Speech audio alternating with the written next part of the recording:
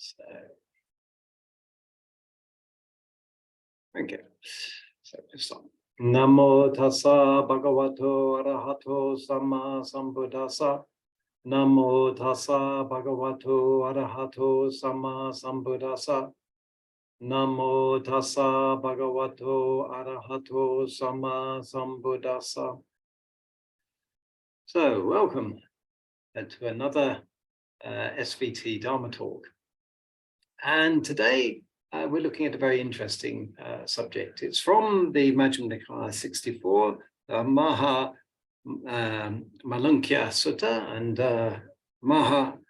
Malunkya was a senior monk at the time of the Buddha. And he raises a very interesting question.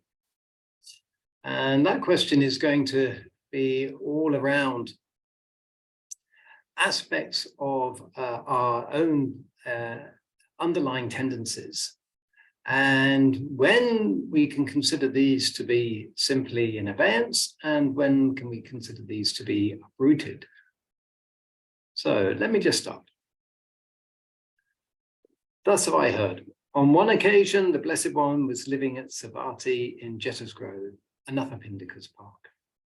There he addressed the students, the bhikkhus, thus. Students, Venerable Sir, they replied, the Blessed One said this. Students, do you remember the 5 lower fetters as taught by me? So these are the 5 lower constraints, if you like, that keep us on the wheel of samsara. When we can address these 5 lower fetters, we've already moved on to the path of understanding, and the initial stage is the removal of the first 3 fetters. So when this was said, the Venerable Malunkyaputta replied, Venerable Sir, I remember the 5 lower fetters as taught by the Blessed One. Well, but Malunkyaputta, in what way do you remember the 5 lower fetters as taught by me? Venerable Sir, I remember identity view as a lower fetter taught by the Blessed One. So identity view here is the identification with the body, kaya. So the identity view is sakkaya ditthi, the identity that this is my body. And this embraces all aspects of this. This is the physical body, our feeling, pleasant, unpleasant, or neutral, our perception, the capacity to name things and remember, our thoughts and our habitual responses and other willed action, and the consciousness of these things. Basically, these 5 things combine to give us a sense of me, myself, and I.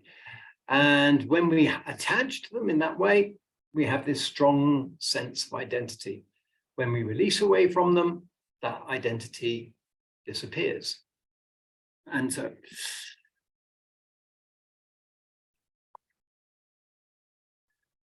I remember identity view as a lower fetter.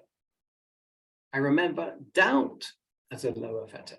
And this is doubt in the teaching, whether what the Buddha was describing was correct, and doubt in our capacity to follow what his teaching was. So this is doubt, this is very specific doubt around the nature of Dharma.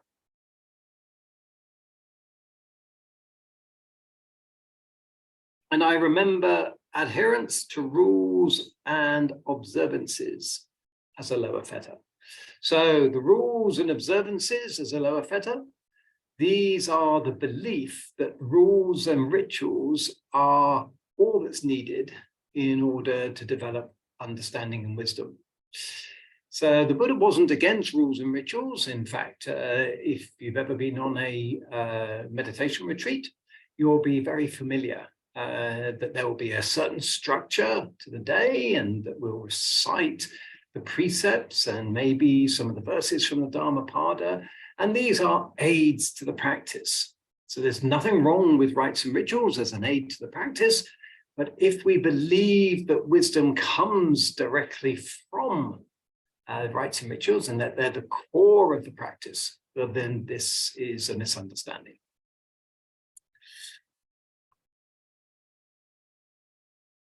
I remember sensual desire as a lower fetter taught by the Blessed One. So what is sensual desire? Well, it is basically this engagement with the outer senses, the 5 outer senses, the eye, the ear, the nose, the tongue, and the tactile sense of the body. And when we engage with them in a way where we feel attachment or aversion, then we're caught up in the desires for these sensual experiences. So when it manifests like that, this is a fetter. I remember ill will as a lower fetter taught by the Blessed One. Okay, so ill will. How can we think of ill will? Well, we can think of ill will perhaps in terms of its opposite. And what's the opposite of ill will? It's loving kindness.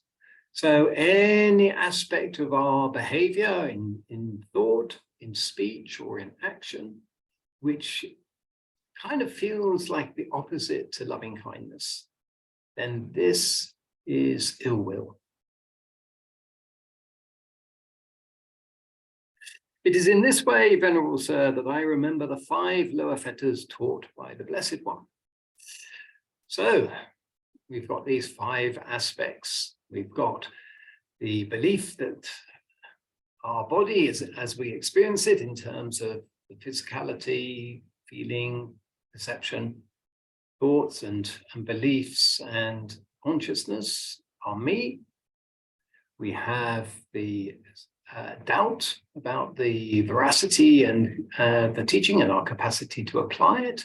We have rites and rituals. We have attachment to sensual desires, and we have ill will. These are the 5 fetters. So it seems to me like an accurate description of the 5 lower fetters. However, Malunkyaputta, to whom do you remember my having taught these 5 lower fetters in that way? So, as an initial reaction, we have a tendency to go, well, but surely isn't that what the Buddha taught? Would not the wanderers of other sects confute you with the simile of the infant, newborn? For a young, tender infant lying prone does not even have the notion of identity. So a newborn child hasn't developed a healthy or an unhealthy ego at this point. There isn't the sense of identity. In fact, it's more like a cosmological sense, which includes the presence of the mother. And there isn't at that stage developed this sense of separation and individual identity. So how could identity view arise in such a child, an infant? Yet the underlying tendency to identity, so this identity view, lies within that child. So as the child develops, this identity view will develop as well. So if you like, the absence of identity view has nothing to do with wisdom. It's simply a developmental stage. So simply by saying that without identity view, this is a progress of wisdom would be wrong.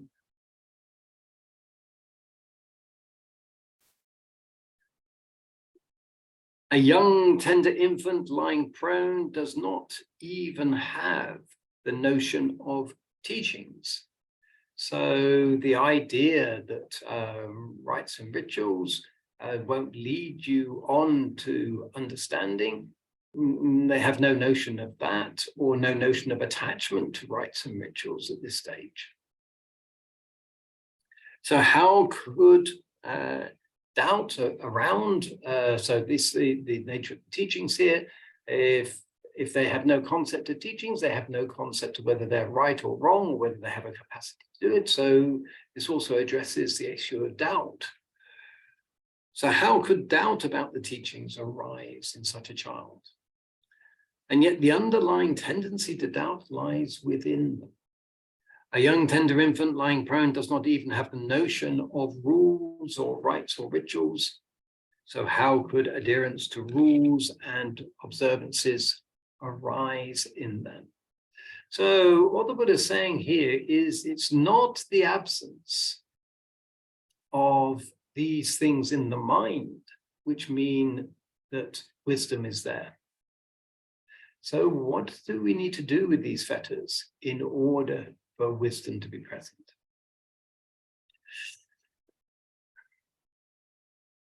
A young tender infant lying prone does not even have the notion of sensual pleasures, because for a really young infant, everything is cosmological. They are not separate to thing. Everything is just one experience at this stage. And so how could sensual desire arise in them? Yet the underlying tendency to sensual desire lies within them. A young tender infant lying prone does not even have the notion of beings. So one being and another being, and me being a separate being. So how could ill will towards beings arise in them? Yet the underlying tendency to ill will lies within them. Would not the wanderers of other sects confute you with this simile of the infant?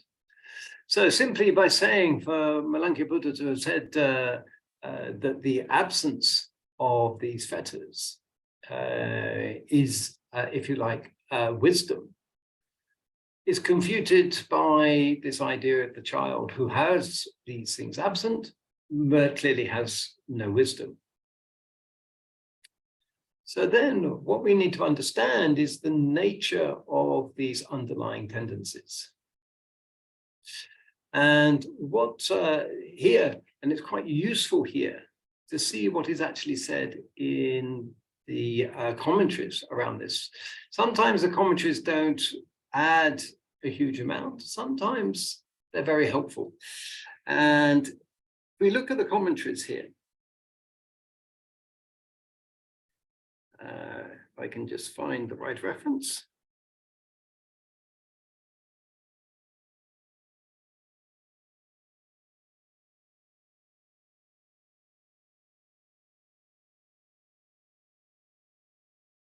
Yes, here we are. When we look at the underlying tendencies, that the Pali word for the underlying tendencies is anusaya. So anusaya can be in 3 different forms.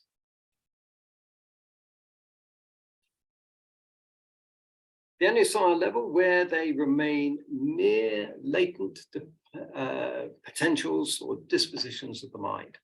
So they're present in the mind, they just haven't been triggered. And I think in terms of practice, this is a very important thing to recognize, because as our practice develops, we become quite sophisticated in our relationship to equanimity. And in fact, the equanimity develops more and more as we go through the stages of understanding. Well, one of the attributes of equanimity is, of course, that the hindrances don't keep popping up in the mind, or if they do, they're very easily and quickly released away from. So we end up with this sense of equanimity. It's an equanimous mind, which is not having these disturbances. But it's important to recognize that we haven't uprooted these underlying tendencies by doing this. They've become quiescent, they've become quiet. So this is the first stage of the anusayas. So they remain as latent possibilities in the mind. And then there's the pariyuthana level. And this is where they rise up and obsess and enslave the mind. So this is when we get triggered. And suddenly our equanimity disappears. And what do we find?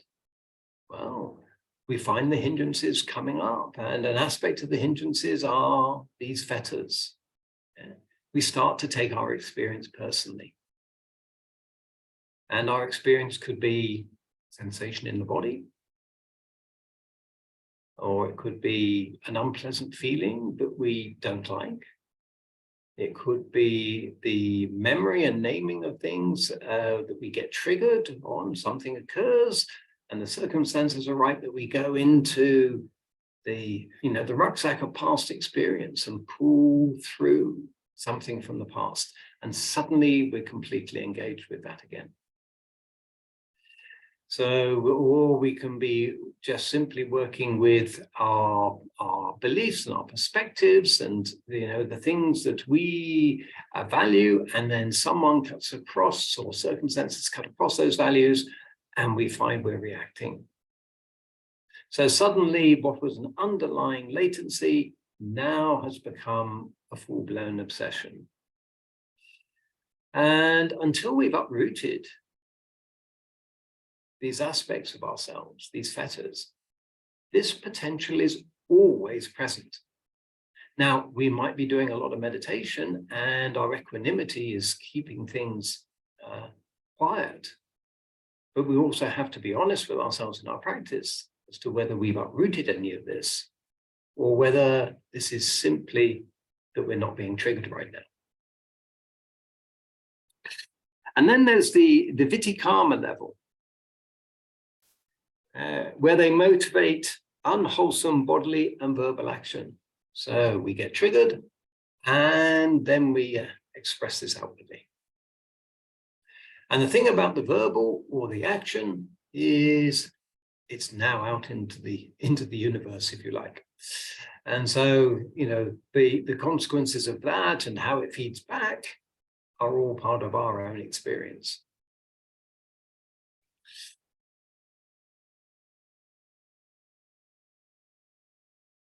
So I'm just going to read this little short passage here, which I think is very helpful. The point of the Buddha's criticism of Malunkyaputta is that the fetters, even when they do not come to active manifestation, continue to exist at the anusaya level, so long as they've not been eradicated. And the process of eradication is the process of going through the various stages of purification, which are classified by the Buddha as the stream enterer with path, the once returner with path, the non-returner, and non-returner with path. And what's very interesting is the first three fetters are uprooted at the first stage. That's the misidentification with the body as our identity, the doubt around the teaching, and the feeling that rites and rituals can be the core of the teaching. These are uprooted, and they are uprooted before there is any impact on ill will or attachment to the senses. So there can be this understanding of the path and very little emotional development. And it's only at the second stage of purification does this attachment to the senses and this expression of ill will, these are reduced but not eliminated.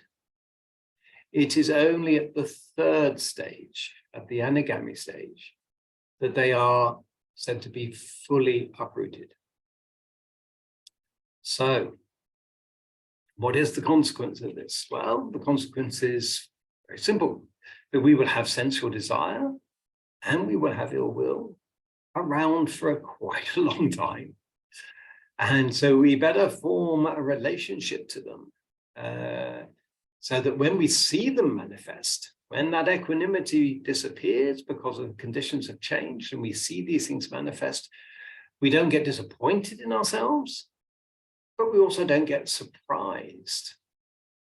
and that we can use the forgiveness and the loving kindness towards ourselves when these things happen, so that we continue to learn through our experience about how to let go of these, how to be in relationship to them, and not to how to be obsessed and caught up in them. So I think in these very first 4 paragraphs of this sutta, it lays out very clearly what we need to understand for ourselves in the practice. And I think it can be a confusion when equanimity develops, that these things are, as it were, have been uprooted. And I think the message from this sutta is, don't fool yourself. Recognize that these underlying tendencies are latent there. And that's why the Buddha invited us all to guard our senses. Because if we allow ourselves to guard our senses, and what does that mean? Well, it means notice when any of the sensory impact coming in, and that is the 6 senses, because it's the mind as well, not just the 5 outward sensory sensual senses, the 6 senses.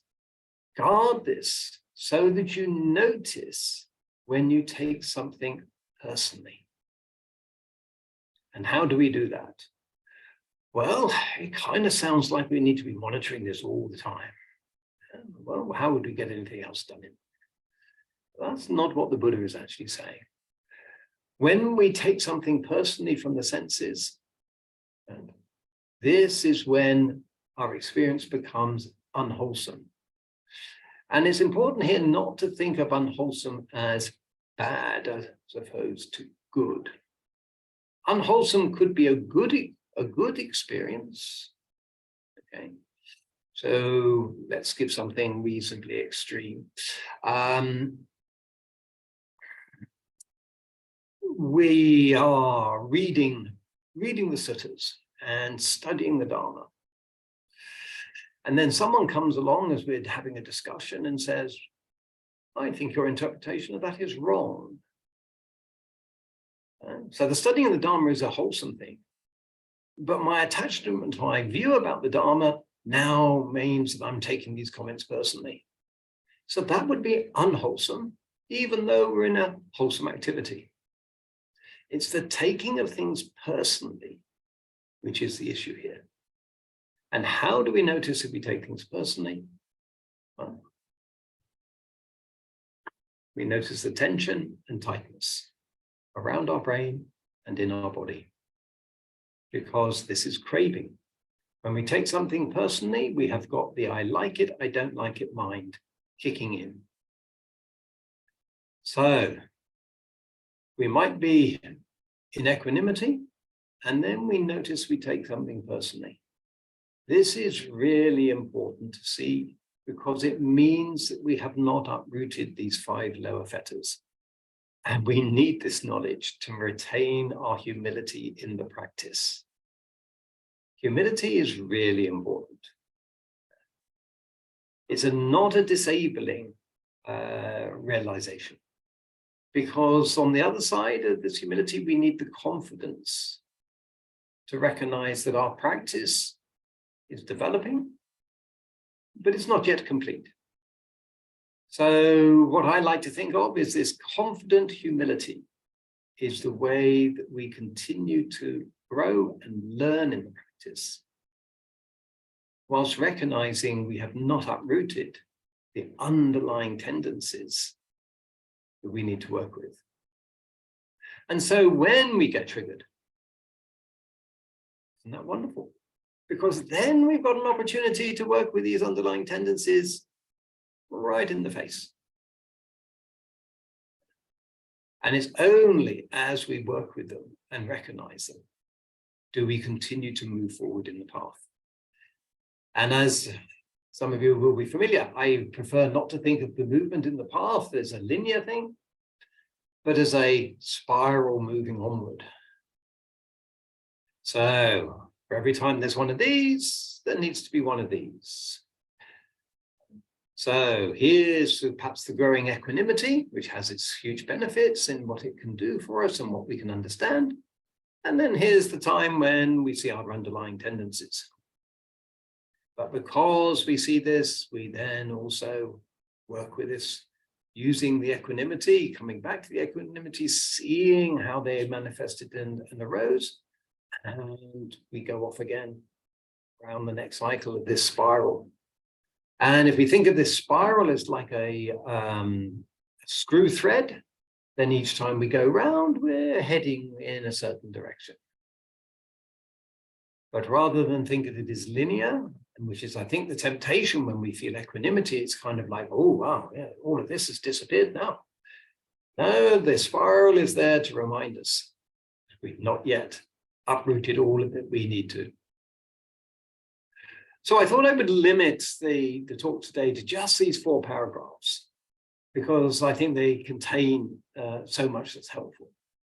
And I'd like to just open it out to comment and questions around this. So before we do that, we're just going to take 5 minutes to reflect on what we've done. Okay, so sit comfortably.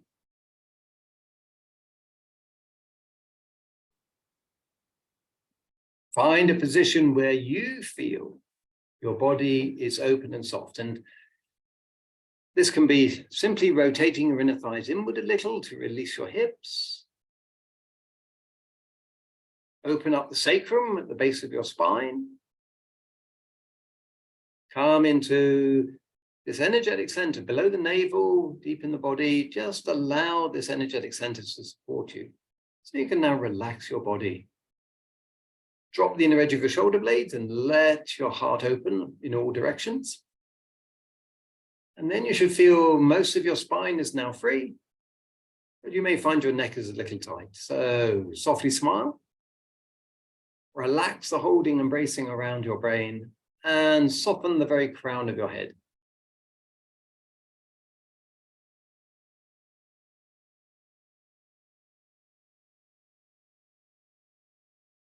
And then pick up your practice wherever you are. So you might be remembering a time when you were happy and feeling that sense of happiness. You might be working with the directions, wherever you are in your practice.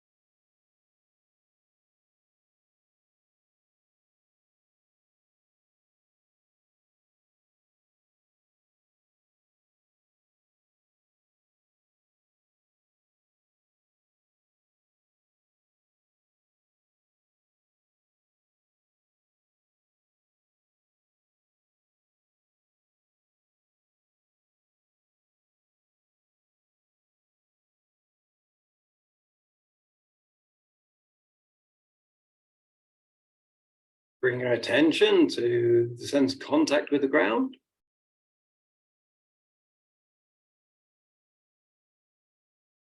Then take a deliberate breath in and out.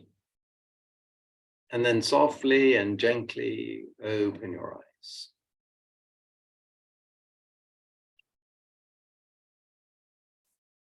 Okay.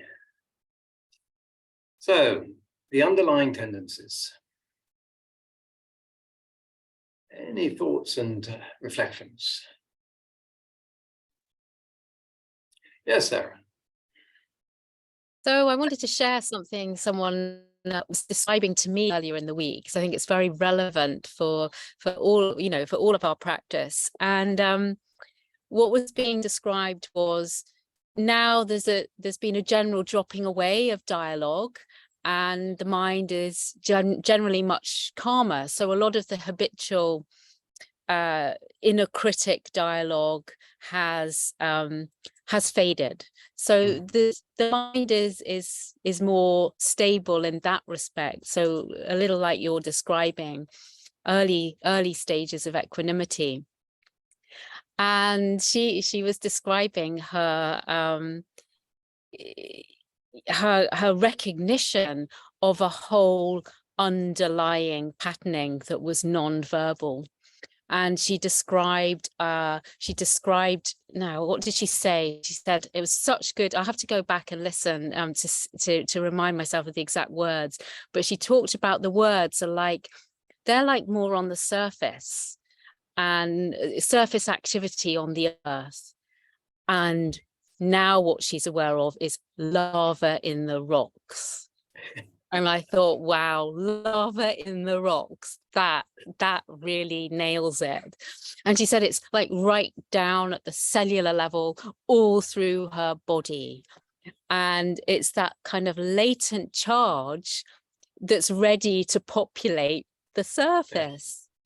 And so what we were talking about then was that this is uncovering the layers that you've been describing, so well in the talk today, and how we then start to reassure ourselves, because we've got the skills, because we've been 6Ring with this, so we know what to do. It's just now we've recognized there's lava underneath, which otherwise would be a bit daunting. But we've got the capacity now to see, well, it's we can be confident that we've been applying it at the surface, so now we apply ourselves in the same way to the lava. And then we can just go easy with ourselves around this next discovery. But it was just such a wonderful opening up, and that transition point from feeling quite pleased, and I think this is the danger point that the sisters describe, quite pleased and satisfied, don't really have those thought patterns anymore, my mind is calmer, and then wham, there's the lava underneath.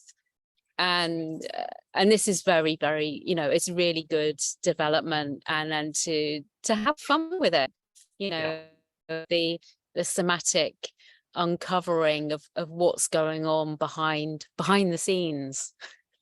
So I thought that might be, generally useful, because it happened this week, and it brings to life a bit this progress, and progress inevitably shows us more that we haven't yet understood how to we haven't had the experience of how to work with it. We may understand what needs to be done now, but we haven't yet explored it. So yeah, great, thank you. I think this is a very lovely description of it's like the skins of an onion. We've taken off the crackly bits on the outside, and we've got down to the shiny skin, and it's like, oh yeah, it's not lovely. And then we just see a slight blemish, and we're just sort of going, oh, what's that rub? And you rub on it, and think, oh, there's another whole skin to come off here.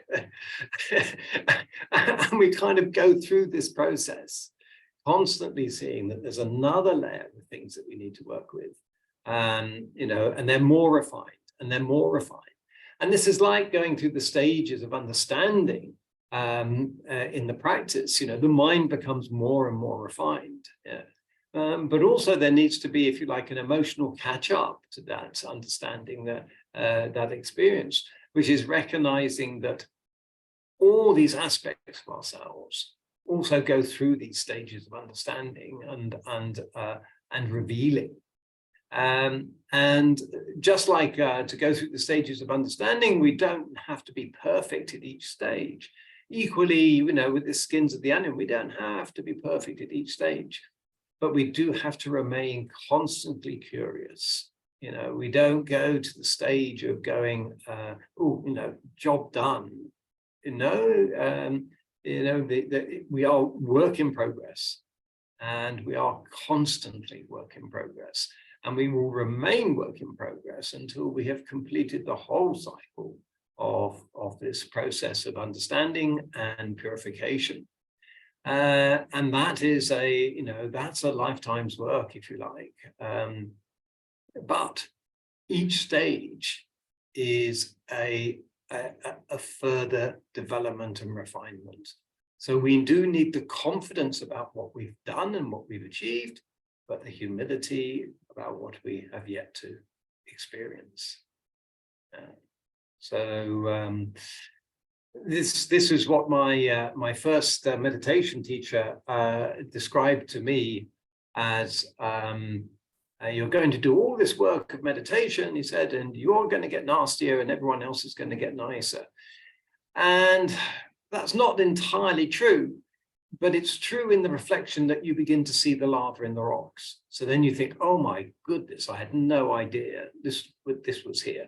So, you know, but actually you're getting nicer all of the time, but you're getting more and more honest with yourself about what you're dealing with. And in that honesty, you realize, you know, just how much work is required. But that's not a problem. What's a problem is when you don't recognize how much work needs to be required. And people get nicer because as you realize there's all this going on, you're less inclined to let it spill out into daily life. Or if you do, you learn from that process and come back. Anyone else like to end? Can I just say one thing? Yes. Hello, sir. So you can hear me clearly? Great. Hold on a moment. I've got two people talking here. Oh, so, sorry. Goodus, let me just invite you to talk first, and then I'll come to Sam.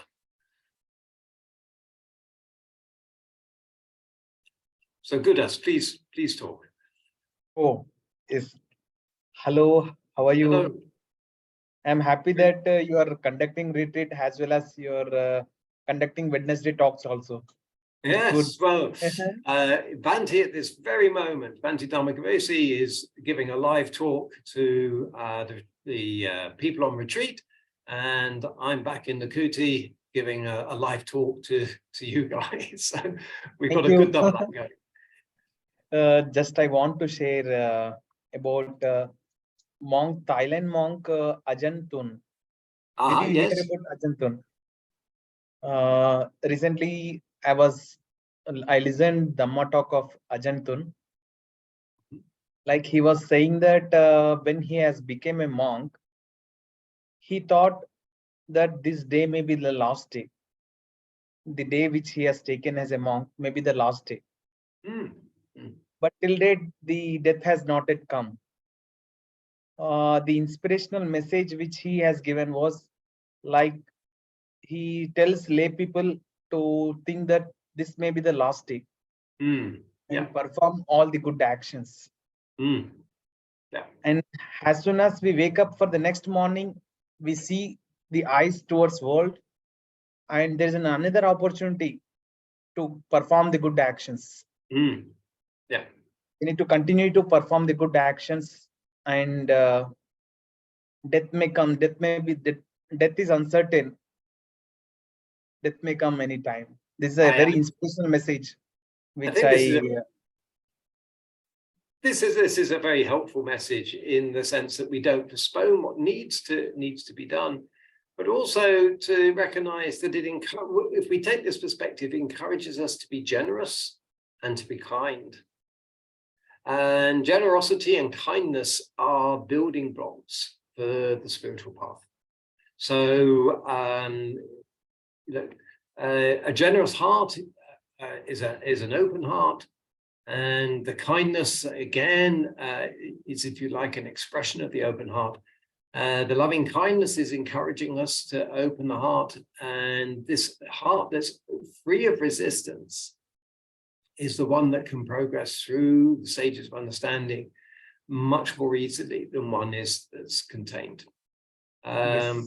And the reflection of this may be this last day. The Buddha even invited his monks to consider, as they were eating, that this morsel might be the last moment, not even the day, but to go to the morsel or even the breath as to encourage this perspective that we shouldn't hold back in our practice, and we shouldn't do anything which postpones, if you like, our development.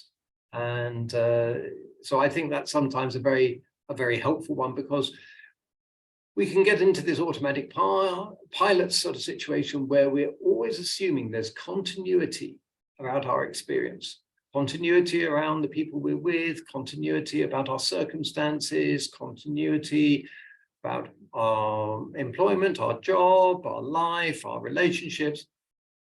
And the one thing that the Buddha said is, there's no such continuity in that sense. There's no guarantee about the next moment. And so we need a relationship to the present time, which enables us to develop a balance, irrespective of what the future may hold. So thank you for that contribution. And let me go to Sam. Thank you. I just want to add it, like I practice TWIM, but in sometimes based on this Ajahn Tun's inspirational message, suppose let us, due to day-to-day activities, I could not perform meditation.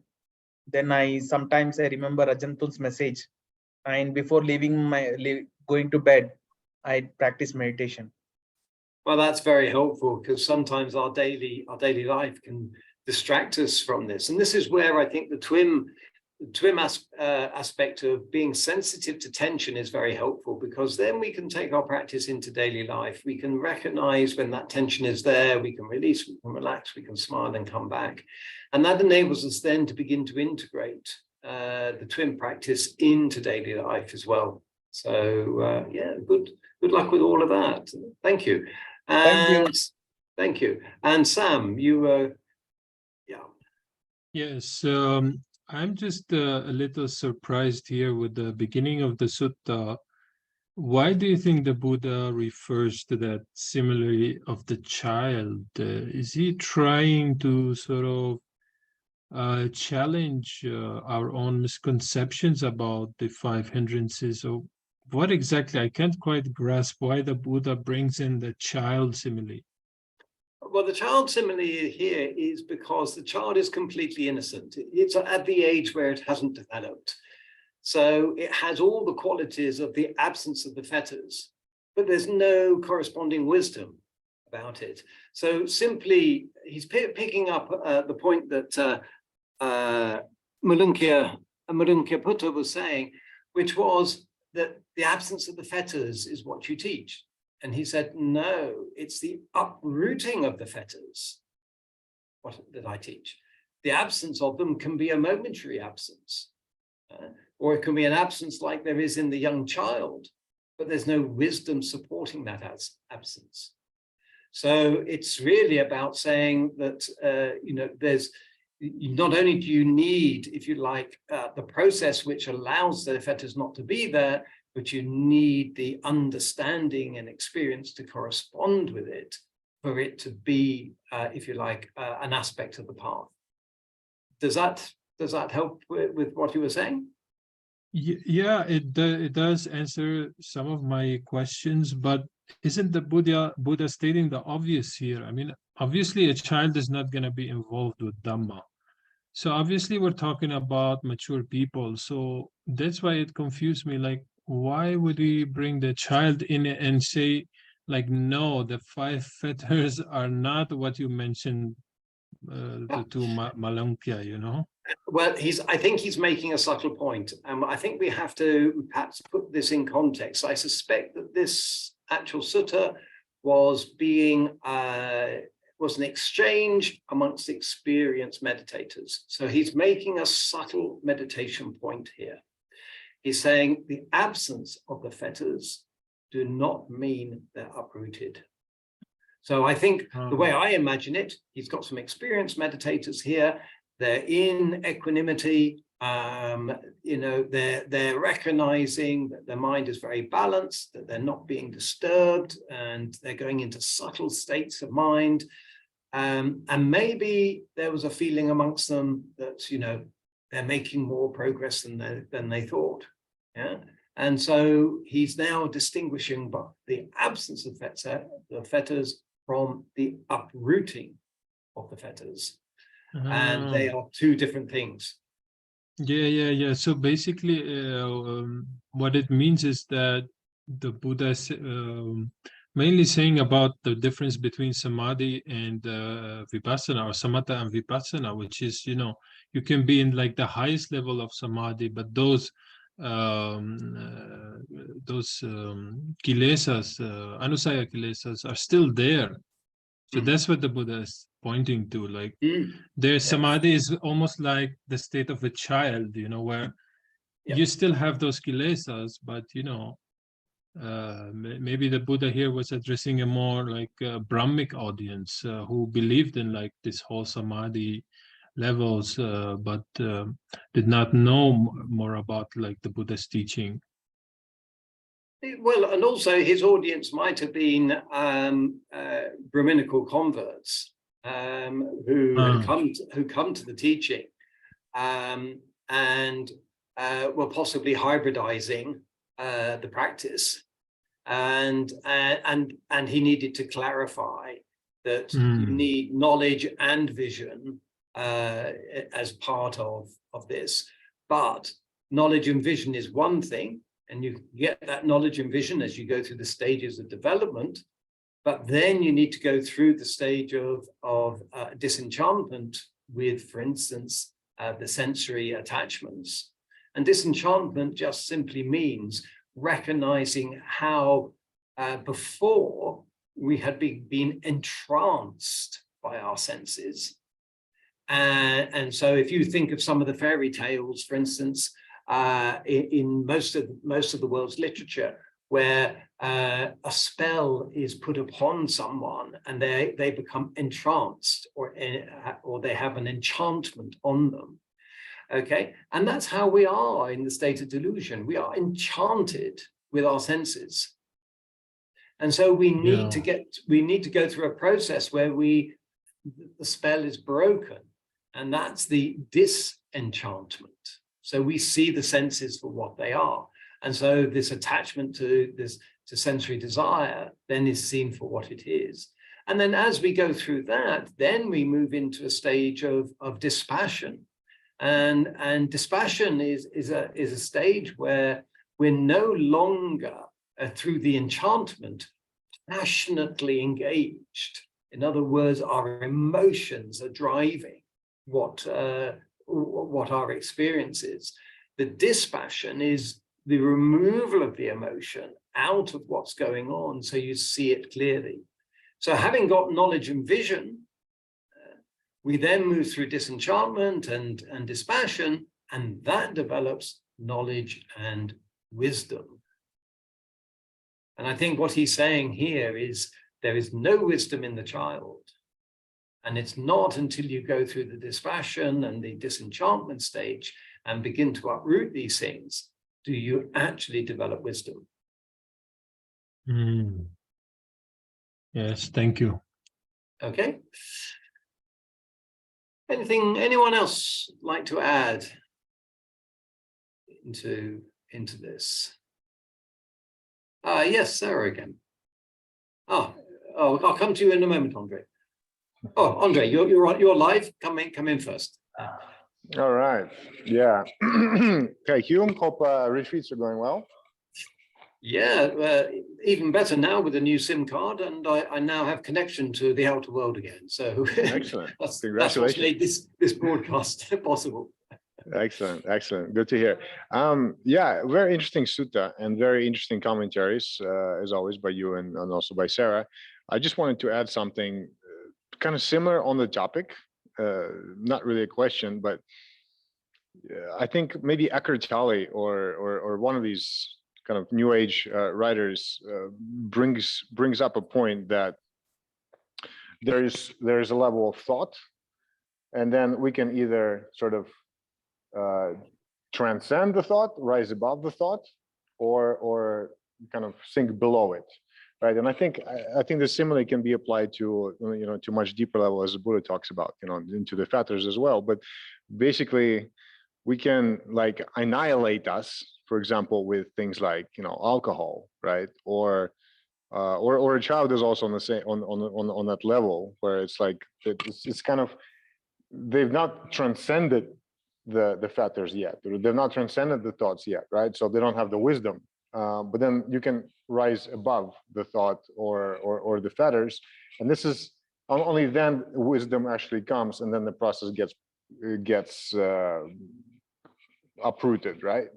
So can you give me an example of what you mean by rise above the thought, so that everyone's with us? Well, I mean, like jhana, basically, right? So the thoughts can still be there somewhere, right? There still can be some mind activity, but there's no personal identification with it. So it's just, it's a very surface level activity. And then as we progress to the jhanas, it becomes more and more and more subtle, and it eventually disappears, right? Versus being unconscious and not having thoughts because, for example, state of intoxication or something like that, right? Where you think you're, you think you're not thinking, or you feel like you're not thinking, but actually there's no transcendence there. So it's in some ways, I think it's similar to what a baby may experience, because the baby doesn't actually know that there's this possibility, there's this danger of having those fetters, right? Or of something actually coming this way. I think research in sort of around children, I think probably I'd suggest that they have a cosmological sense. They're the center of the universe, and everything else is just around them. So you could kind of think of it as almost like a very high realm in the Mahāmālukya sort of thing, where there's this idea that I'm the center of the universe, and the universe is here. And so they're, if you like, they're all knowing in that context, but there's no wisdom there, because that in itself is another aspect of delusion. Mm-hmm. Yeah, so basically the most important thing in this whole, in this teaching and in this sutta and others, is the gaining of wisdom. Yeah. And recognizing that the absence of fetters has the potential to confuse us, because we don't see the underlying tendency. But once we see the underlying tendency come up again, then we review where we are and what we're doing and our relationship, and that's very helpful. Is it the only way to sort of know that the fetters are still there? Is there a way to know that a fetter is there even if nothing is immediately coming up as resulting in a fetter? Yeah, I think from my perspective, time will tell. Okay. So check in over a period of 6 months if things have been absent. If things seem good. Yeah. Okay. I think it might be a Chinese or a Zen saying, but I think it's one of those which says you need to live with an arahant for 7 years before you'll understand if they are. It's Okay. that sort of thing.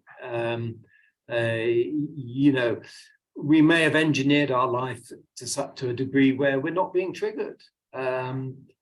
But that doesn't mean that we've uprooted the late underlying tendencies.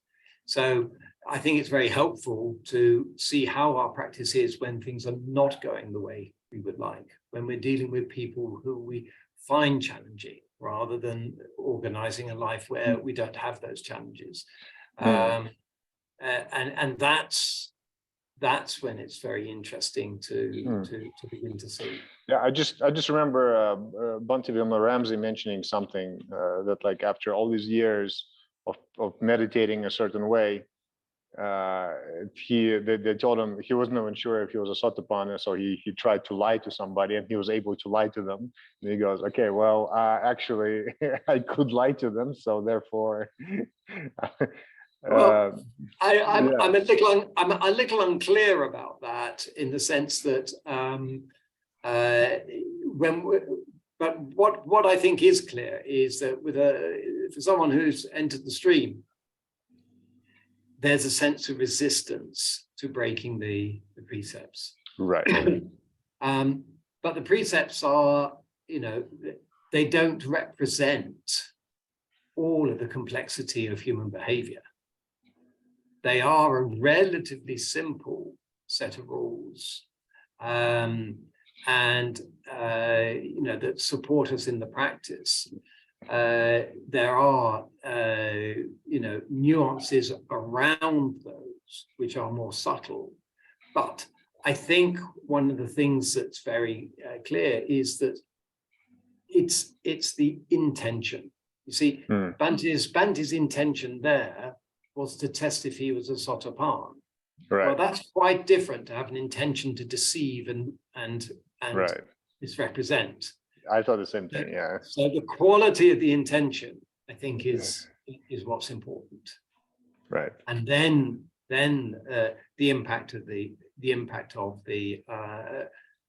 precepts then become a little bit more manifest. Thank you. Okay, anyone else like to add anything in? Yes, Sarah. Yeah, it's going backwards after all this wonderful discussion into the subtlety, but I thought I'd mention it anyway. And it's to do with the description of the child, and then that process of unconsciousness to consciousness and ignorance to wisdom. And what popped up in my mind when you were reading the sutta was around the movement practice, and how when we observe animal movement, it's something we obviously talk about in the yoga practice, effortless movement. A cat moving is so lithe, so graceful. They are energetically really centered. They spring from their center, and wow, there's power, flexibility, litheness, strength, flow, balance is all happening. And so when we're practicing in the movement, we can't replicate that in the way that it's effortless for an animal. And so the animal's connection is just simply what it does. But for us to be able to inhabit that way of moving and being, we've got to go on a journey that is going to be uncovering some of the deep patterning. I know the sutta doesn't talk about it in the context of the body, but the way that we're resisting that effortless flow, when we can begin to align our attention and intention, then we can experience something of the flow that for an animal is effortless. So in this context, I think my mind made the link between the very young child And then the animal, there isn't a consciousness around movement, it just happens. Whereas for us to inhabit that kind of state, we've got to do a lot of work of uncovering the ways in which we're resistant and held in and bound in, how we're conceptualizing everything, how we're trying to make everything happen. And it's like, oh no, those building blocks are the way we inhabit our material world. We need to learn to release and relax those and soften those and smile here and reshape the way we inhabit our mind and body. And so then if the movement emerges that's, you know, and often you demonstrate it, Hugh, that looks effortless, you float, you're kind of light, you're kind of really connected, you have a presence in your movement that would be very much like a flow when we would watch an animal in natural movement. But you're able to be in that place from a place of having shed all the things that have blocked that natural presence.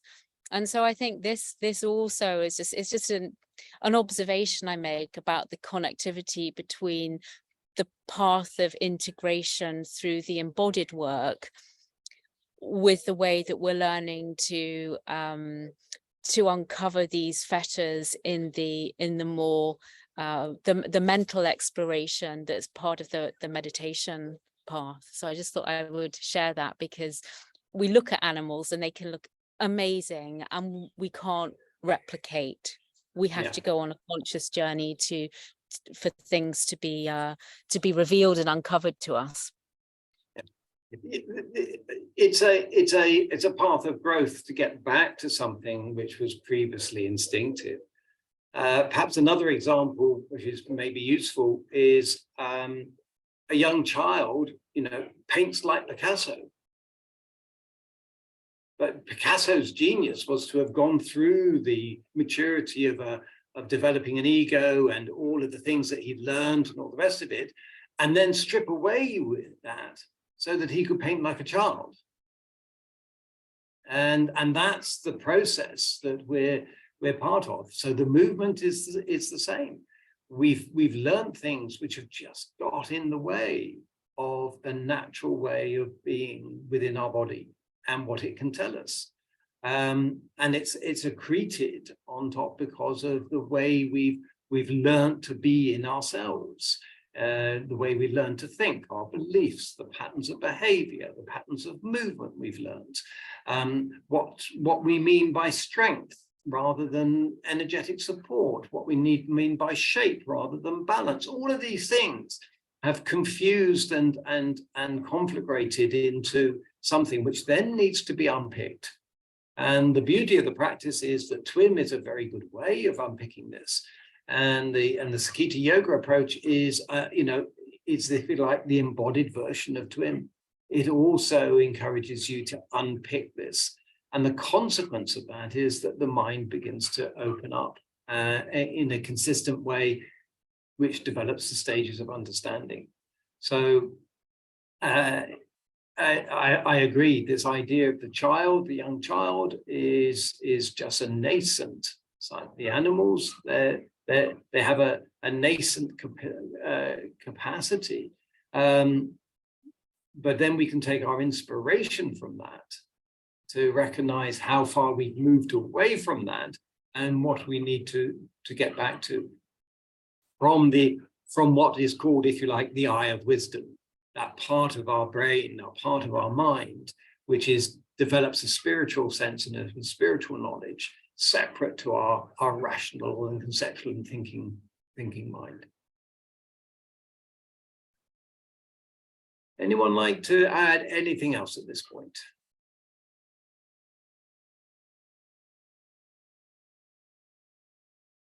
No? Okay, so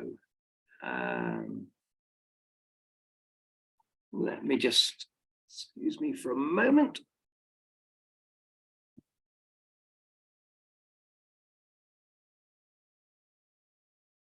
Okay, So let's draw the session to a close then with just the sharing of merit, which is always applicable whenever the Dharma is being shared. May suffering ones be suffering free, and the fear struck fearless be. May the grieving shed all grief, and may all beings find relief. May all beings share this merit that we have thus acquired for the acquisition of all kinds of happiness. May beings inhabiting space and earth, Devas and Nagas of mighty power, share this merit of ours. May they long protect the Buddha's dispensation. Sadhu, sadhu, sadhu. Thank you very much for joining, and I look forward to the time we get to do this all again. All right. Sadhu, sadhu. Bye for now. Thank you. Bye. Bye, everyone. Thank you, teacher. Bye.